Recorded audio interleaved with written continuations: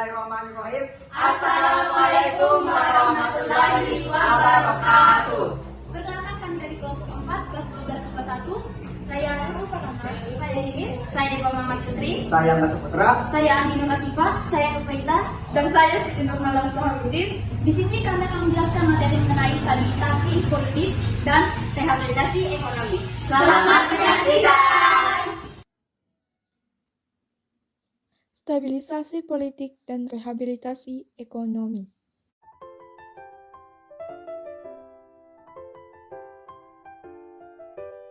Materi yang akan dibahas meliputi 1. Stabilisasi politik dan keamanan sebagai dasar pembangunan, 2. Stabilisasi penyeragaman, 3. Penerapan dui fungsi APRI, 4. Rehabilitasi ekonomi Orba, 5. Kebijakan pembangunan.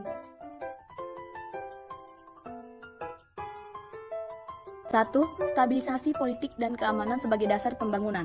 Orba mencanangkan berbagai konsep dan aktivitas pembangunan nasional yang berorientasi pada kesejahteraan masyarakat. Langkah pertama untuk melaksanakan pembangunan nasional adalah membentuk Kabinet Pembangunan 1 pada 6 Juni 1968. Adapun program Kabinet Pembangunan 1 dikenal dengan sebutan Pancakrida Kabinet Pembangunan yang berisi 1. Menciptakan stabilitas politik dan ekonomi, 2. Menyusun dan melaksanakan rencana pembangunan 5 tahun atau Repelita, 3. Melaksanakan pemilihan umum selambat-lambatnya 5 Juli 1971, 4. Mengembalikan ketertiban dan keamanan masyarakat, dan 5.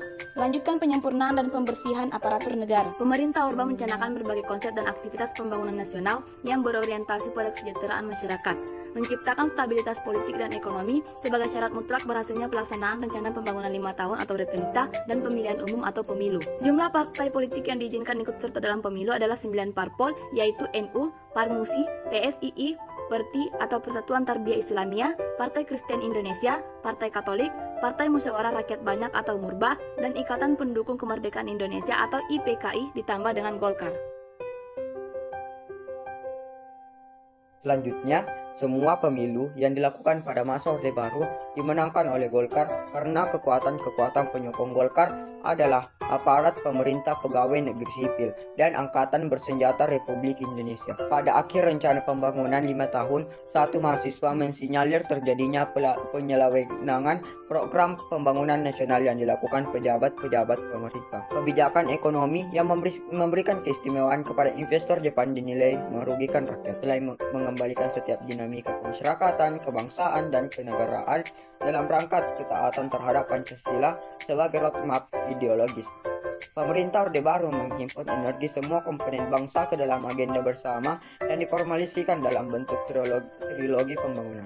Trilogi pembangunan itu tidak lain hanya merupakan suatu rencana bangsa Indonesia yang digelarkan Presiden Soeharto untuk mewujudkan tujuan negara sebagaimana amanat pembukaan Undang-Undang Dasar 1945, dan tujuan harus dicapai dengan berdasarkan Pancasila. Dari semua usaha-usaha yang dilakukan oleh Presiden Soeharto pada masa awal pemerintahannya, semua bertujuan untuk menggerakkan jalannya kegiatan pembangunan ekonomi. Depolitisasi parpol dan ormas juga dilakukan oleh pemerintah Orde Baru melalui penyeragaman ideologis melalui ideologi Pancasila. Presiden Soeharto mengajukan nama Eka Prasetya Pancakarsa dengan maksud menegaskan bahwa penyusunan pedoman penghayatan dan pengamalan Pancasila atau P4 dipandang sebagai janji yang teguh, kuat, konsisten, dan tulus. Untuk mewujudkan 5 cita-cita, tujuan penataran P4 adalah membentuk pemahaman yang sama mengenai demokrasi Pancasila, sehingga dengan pemahaman yang sama diharapkan persatuan dan kesatuan nasional akan terbentuk dan terpelihara. Setelah P4 menjadi TAP MPR dan dilaksanakan selanjutnya Orsospol yang diseragamkan dalam arti harus menerima Pancasila sebagai satu-satunya asas partai dan organisasi yang dikenal dengan sebutan asas tunggal. Pada tanggal 17 Juni 1985, pemerintah mengeluarkan Undang-Undang Nomor 8 Tahun 1985 tentang Ormas yang menetapkan bahwa seluruh organisasi sosial atau massa harus mencantumkan Pancasila sebagai asas tunggal mereka. 3. Penerapan dui fungsi ABRI. Konsep dui fungsi ABRI atau Angkatan Bersenjata Republik Indonesia sendiri dipahami sebagai jiwa tekad dan semangat pengabdian ABRI untuk bersama-sama dengan dengan kekuatan perjuangan lainnya, memikul tugas dan tanggung jawab perjuangan bangsa Indonesia, baik di bidang HAMKAM, negara maupun di bidang kesejahteraan bangsa dalam rangka penciptaan tujuan nasional berdasarkan Pancasila dan Undang-Undang Dasar 1945. Di fungsi ABRI, seperti dijelaskan sebelumnya, bahwa ABRI memiliki dua fungsi, yaitu fungsi sebagai pusat kekuatan militer Indonesia dan juga fungsinya di bidang politik. Secara umum, intervensi ABRI dalam bidang politik pada masa Orde Baru yang mengatasnamakan dua fungsi ABRI ini adalah salah satu adalah yang ditempatkannya militer di DPR, MPR, serta DPD, tingkat provinsi dan kabupaten. Meskipun militer bukan kekuatan politik yang ikut serta dalam pemilihan umum, mereka tetap memiliki wakil dalam jumlah besar atau dalam DPR dan MPR melalui fraksi karya ABRI. Dalam MPR sendiri, ABRI adalah wakil militer yang mengamankan nilai dan kepentingan pemerintah dalam formulasi kebijakan oleh MPR. 4. Rehabilitasi ekonomi Orde Baru. Stabilisasi Polkam diperlukan untuk pembangunan ekonomi bagi kesejahteraan rakyat. Kondisi ekonomi yang diwarisi Orde Lama adalah sangat buruk. Sektor produksi barang-barang konsumsi misalnya hanya berjalan 20% dari kapasitasnya. Program rehabilitasi ekonomi Orde Baru dilaksanakan berlandaskan pada TAP MPRS nomor 1966 yang isinya antara lain mengharuskan diutamakannya masalah perbaikan ekonomi rakyat di atas segala soal-soal nasional yang lain, termasuk soal-soal politik. Pada 10 Januari 1967, pemerintah Orde Baru memberlakukan Undang-Undang Nomor 1 Tahun 1967 tentang penanaman modal asing atau PMA. Selain mengupayakan masuknya dana bantuan dari luar negeri, pemerintah Orde Baru juga berupaya menggalang dana dari dalam negeri, yaitu dana masyarakat. Upaya lain adalah menerbitkan Undang-Undang Penanaman Modal Dalam Negeri atau UU PMDN Nomor 6 1968. Satu hal dari UU PMDN adalah adanya klausa yang menarik yang menyebutkan bahwa dalam penanaman modal dalam negeri, perusahaan-perusahaan Indonesia harus menguasai 51% sahamnya. Pada tahun 1973, TTPM digantikan oleh Badan Koordinasi Penanaman Modal atau BKPM hingga saat ini. Kebijakan pembangunan Orde Baru. Tujuan perjuangan Orde Baru adalah menegakkan tata kehidupan bernegara yang didasarkan atas kemurnian pelaksanaan Pancasila dan Undang-Undang Dasar 1945. Sejalan dengan tujuan tersebut, maka ketika kondisi politik bangsa Indonesia mulai stabil untuk melaksanakan amanat masyarakat, maka pemerintah merancangkan pembangunan nasional yang diupayakan melalui program pembangunan jangka pendek dan pembangunan jangka panjang. Pembangunan jangka pendek dirancang melalui pembangunan 5 tahun pelita, yang di dalamnya memiliki misi pembangunan dalam rangka mencapai tingkat kesejahteraan bangsa Indonesia. Adapun repelita yang berisi program-program konkret yang akan dilaksanakan dalam kurun waktu 5 tahun. Dalam repelita ini dimulai sejak tahun 1969 sebagai awal pelaksanaan pembangunan jangka pendek dan jangka panjang. Kemudian terkenal dengan konsep pembangunan jangka panjang tahap 1 pada tahun 1969 sampai 1994.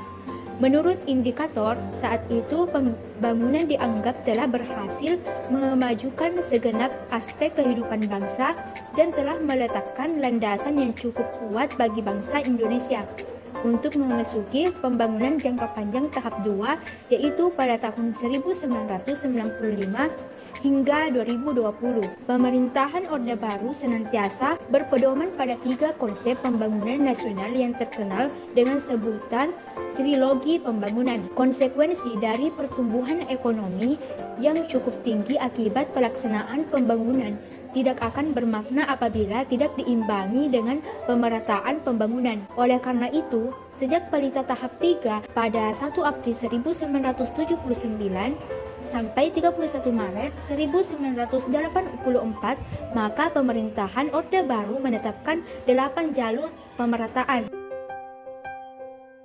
A. Pertanian, Pada pelita 1 yang dicanangkan landasan awal pembangunan pemerintahan Orde Baru, dititik beratkan pada pembangunan di sektor pertanian yang bertujuan mengejar keterbelakangan ekonomi melalui proses pembaruan sektor pertanian. Tujuan pelita 1 meningkatkan taraf hidup rakyat melalui sektor pertanian yang ditopang oleh kekuatan kooperasi dan sekaligus meletakkan dasar-dasar pembangunan dalam tahapan berikutnya. Kelompok pencapir merupakan wadah temu bicara langsung antara petani, nelayan, dan peternak dengan sesama petani, penyuluh menteri atau bahkan dengan Presiden Soeharto. Kelompok pencapir merupakan program Orde Baru di bidang pertanian yang dijalankan oleh Departemen Penerangan. Kelompok pencapir diresmikan pada 18 Juni 1984 dengan keputusan Menteri Penerangan Republik Indonesia. B. Pendidikan.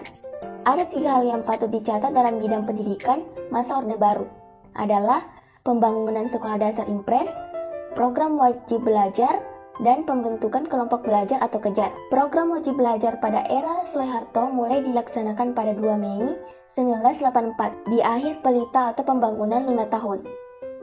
Program wajib belajar itu mewajibkan setiap anak usia 7-12 tahun untuk mendapatkan pendidikan dasar 6 tahun SD. Keberhasilan program wajib belajar 6 tahun ditandai dengan kenaikan angka partisipasi sekolah dasar, maka menambah kuat niat pemerintah untuk memperluas kelompok usia anak yang ikut program wajib belajar.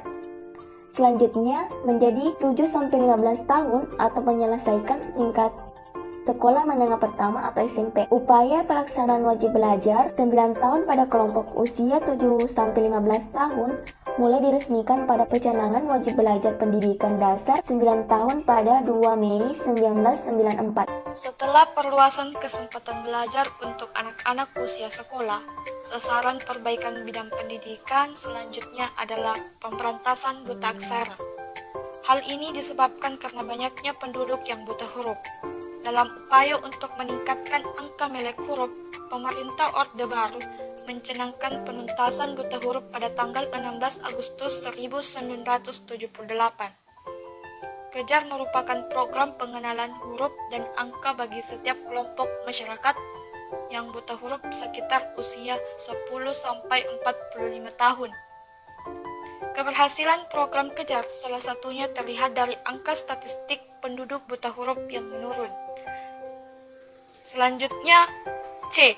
Keluarga Berencana atau KB. Pada Orde Baru dilaksanakan program untuk pengendalian pertumbuhan penduduk yang dikenal dengan keluarga berencana. Pengendalian penduduk dengan tujuan untuk meningkatkan kualitas rakyat Indonesia dan peningkatan kesejahteraannya. Keberhasilan ini dilaksanakan oleh Badan Koordinasi Keluarga Berencana Nasional. Selanjutnya, D. Kesehatan Masyarakat dan Posyandu. Perkembangan puskesmas bermula dari konsep Bandung Plan yang diperkenalkan oleh Dr. Y. Lemena dan Dr. Pata pada tahun 1951. Pada tahun 1984 dikembangkan pos pelayanan terpadu atau posyandu, yaitu pengembangan dari pos penimbangan dan kurang gizi.